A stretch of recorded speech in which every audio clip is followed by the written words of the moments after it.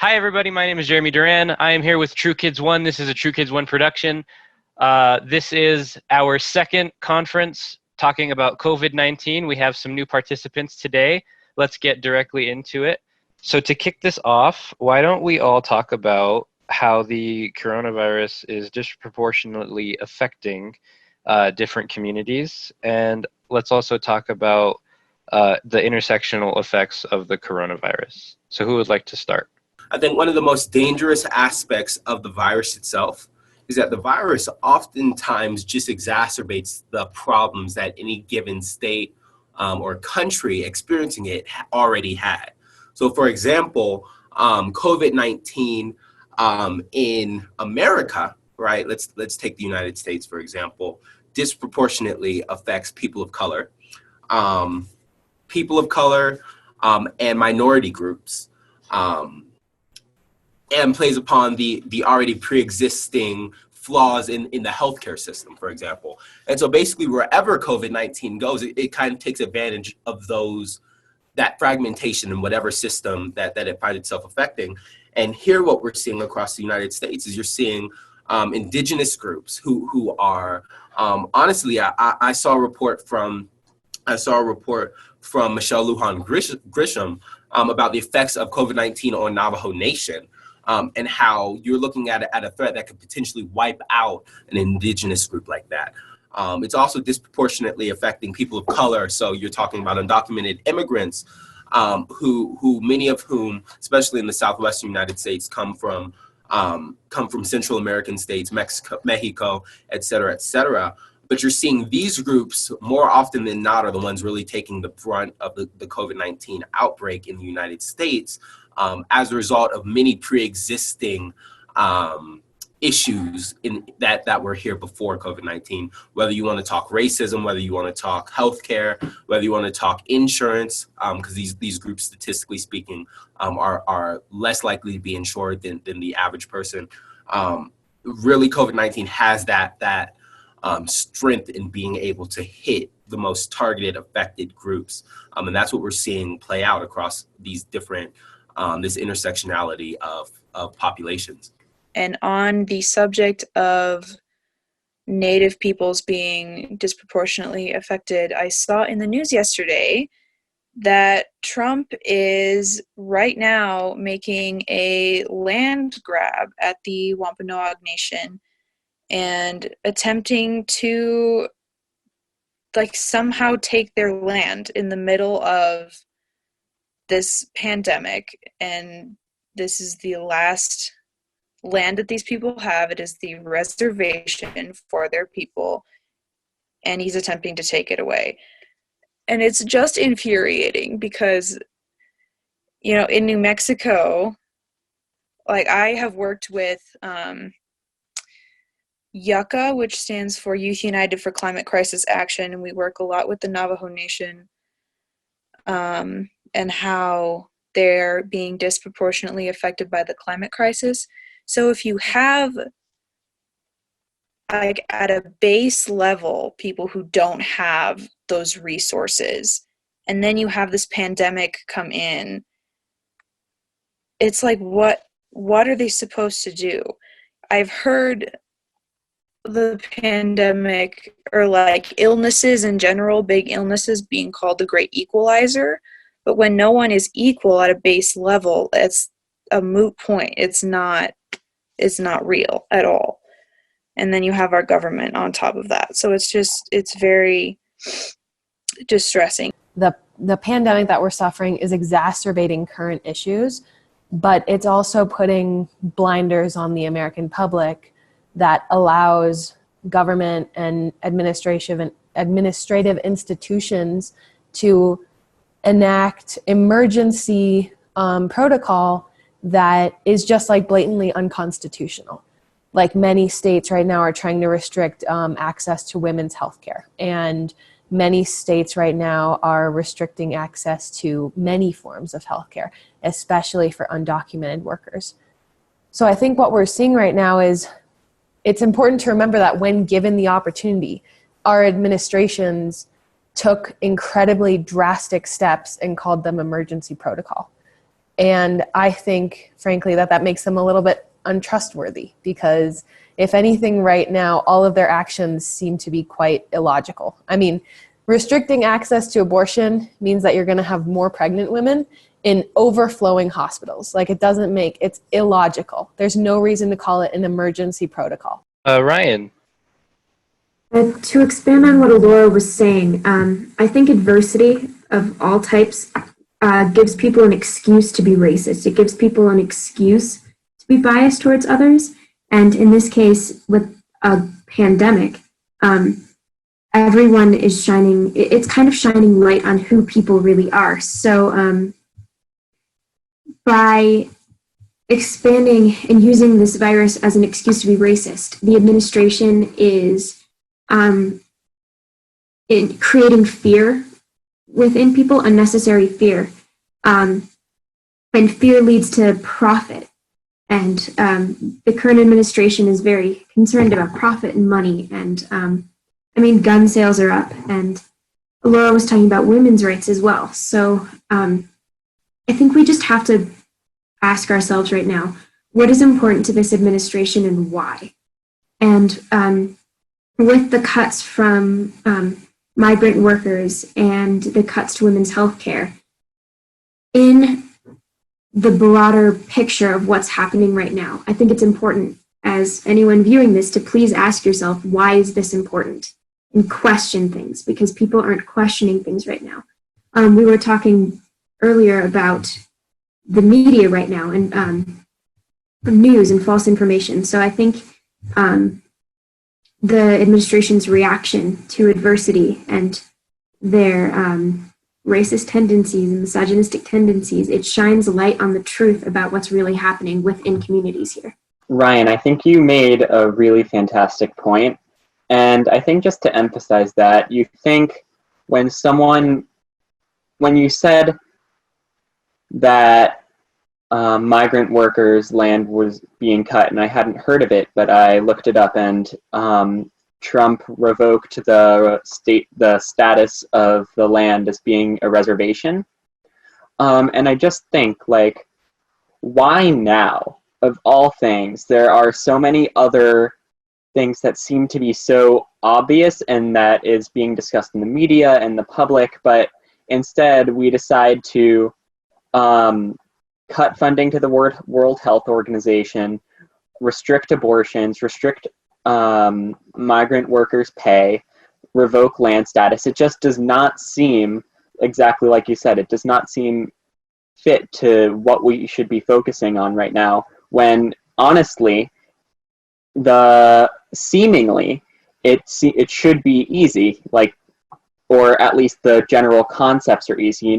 People need money. We need to focus on distributing money. We need to focus on fixing our healthcare issues. It just does not seem like these quote-unquote solutions, or what people think are solutions, have any real impact on what is going on and what will immediately help people's lives. Absolutely. And I think that Ryan asked a really good question. And that question was, what is important to this administration and why? And I'm taking deep breaths right now because I'm angry. I hadn't previously heard of a lot of these things happening. But in a time like this, where we all more than ever need to be united, and where we all need to know the same factual information, and when we all need help, they really could not care less. And it brings up the question, why? I think that, I'm disappointed, but I'm not surprised that these are the actions that the Trump administration is taking during this time. And I think that he is most definitely using the pandemic to his advantage. Because the things that Donald Trump has shown us that he cares about are profit and his own power and his own reputation. So I think that he is using the panic that is happening right now as an opportunity to get a lot more things done behind closed doors and just take advantage of the distraction of people being scared for their lives and try to use that to profit him and his administration. And it's very discouraging. I really couldn't agree with you more, Rachel. I mean, I think it's, when you look at the platform that Donald Trump entered the presidential office on, he's had a really hard time making that platform happen. He's had an incredibly difficult time pushing it through Congress. And the people who backed him, especially the Republican Congress people, are pretty upset about that, right? Like, they were promised certain things and they want it to happen. Right now, the entire country is literally shuttered. We're inside, all of us. There's nothing really stopping them from calling anything an emergency procedure. And I think that's why a lot of people are reasonably concerned about the amount of control that they're taking right now. And we shouldn't just, let it pass over us lightly just because we're in a crisis of health. Because the concern is that they will enact this control now and never be willing to give it up. You know what I mean?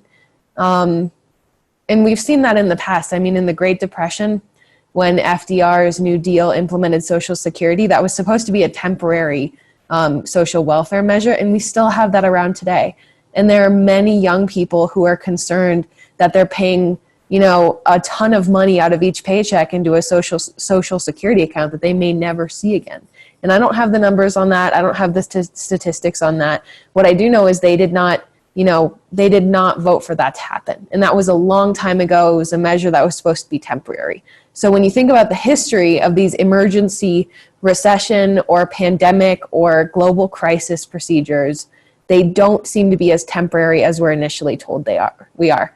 And so we shouldn't be, grasping at every conspiratorial hook that we can find, but we should be very wary of the people that are in control right now, because the entire country has a cloth over their eyes, worried about their health, and this is the right time for them to implement policies that will never be taken away.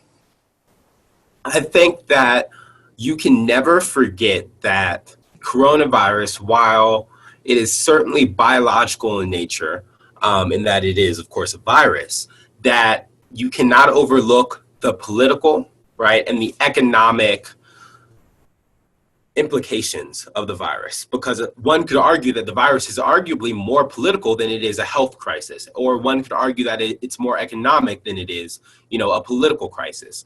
It's really a lot of different things, which is why the world is experiencing something that it's arguably never experienced, or at least not, in this millennium.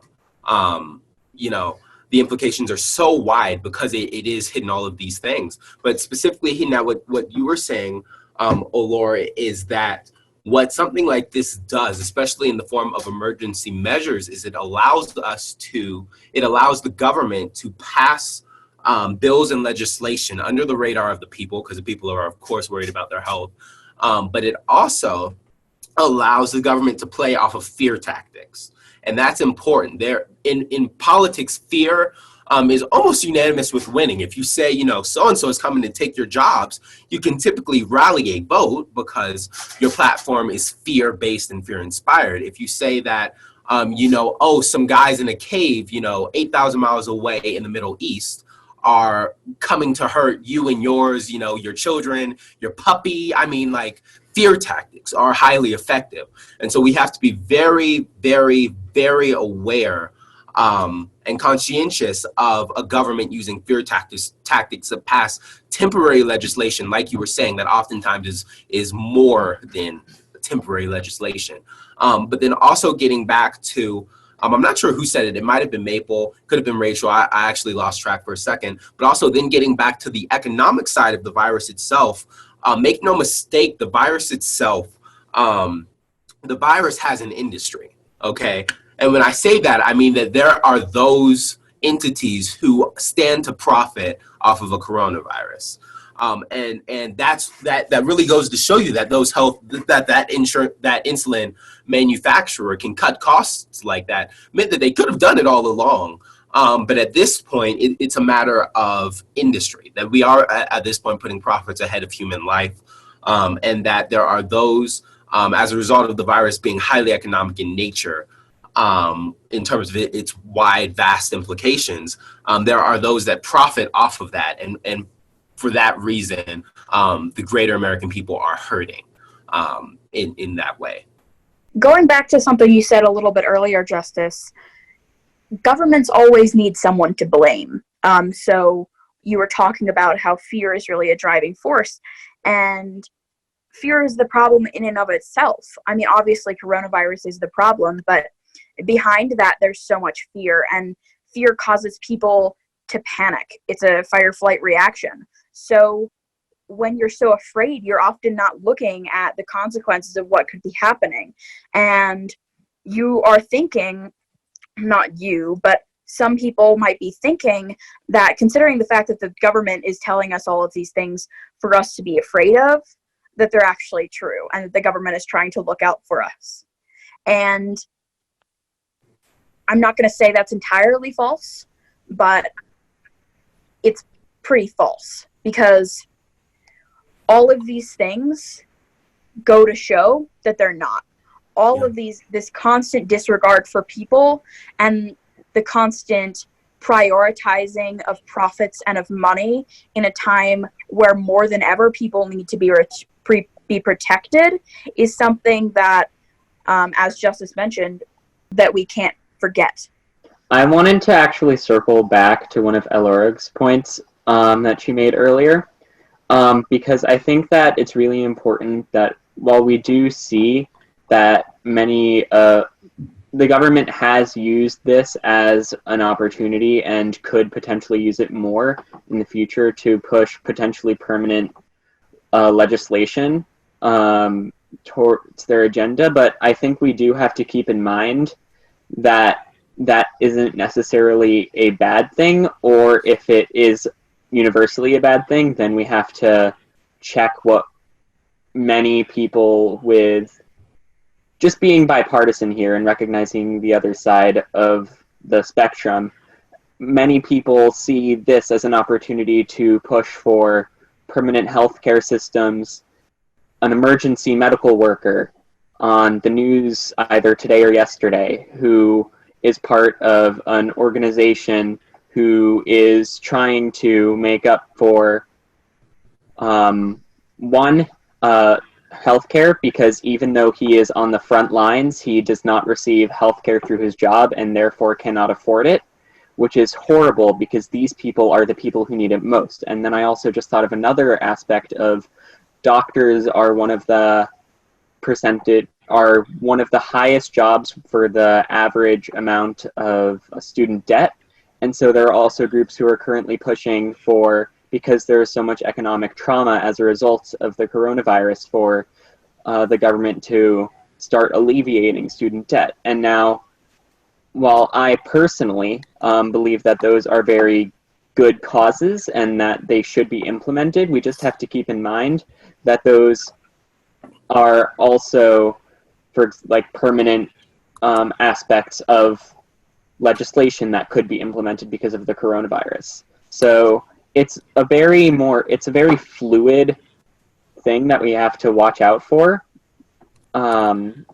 because even Social Security that you brought up earlier, I think that while it might have hurt our generation in the long run, I know for our parents, I'm sure, are currently receiving the benefits or will soon in the future. So it's just, everything is a spectrum that we have to keep in mind.